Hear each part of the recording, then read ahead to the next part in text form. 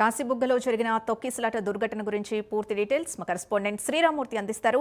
శ్రీరామూర్తి చెప్పండి, ప్రస్తుతం అక్కడ పరిస్థితి ఎలా ఉంది, సహాయక చర్యలు ఎలా కొనసాగుతున్నాయి, క్షతగాత్రుల పరిస్థితి ఏంటి? చిందు ఏదైతే కాశీబుగ్గలో జరిగిన దుర్ఘటన ఉందో ఈ దుర్ఘటనలో ఇంకా 15 మంది తీవ్ర గాయాలు పాలై హాస్పిటల్లో చికిత్స పొందుతున్న పరిస్థితి ఉంది. మరో 2 పరిస్థితులు కూడా క్రిటికల్ గా ఉన్న పరిస్థితి ఉంది. వీరిని విశాఖ జీజీహెచ్కి తరలించారు. విశాఖలో అది కేజీహెచ్ కి తరలించారు. ప్రస్తుతం అయితే ఇక్కడ సహాయక చర్యలంతా కూడా ముమ్మరంగా సాగుతున్నాయి.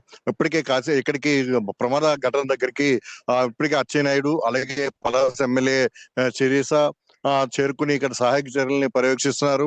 మరి కాసేపట్లో మంత్రి నారా లోకేష్ ఇక్కడికి రాబోతున్నారు.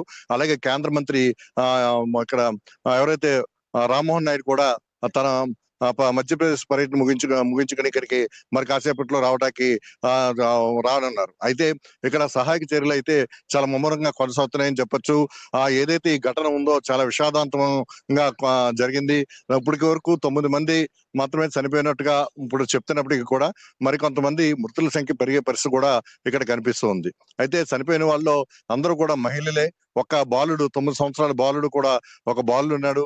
ఏదైతే 10 ఎకరాల్లో నిర్మించిన ఈ వెంకటేశ్వర స్వామి ఆలయంలో చూసినట్లయితే ఇది అవుట్ గేట్ కానీ ఇన్ గేట్ కానీ ఒక 2005 నుంచి 2005 మంది భక్తులు వస్తే కనుక దానికి అనుగుణంగా దీని నిర్మాణం జరిగింది.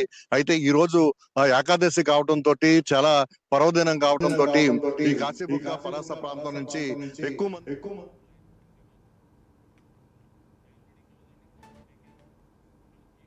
ఇవే ఇప్పటి వరకు ఉన్న bulletin updates. Keep watching prime 9. నిజం ఇదే మైసం.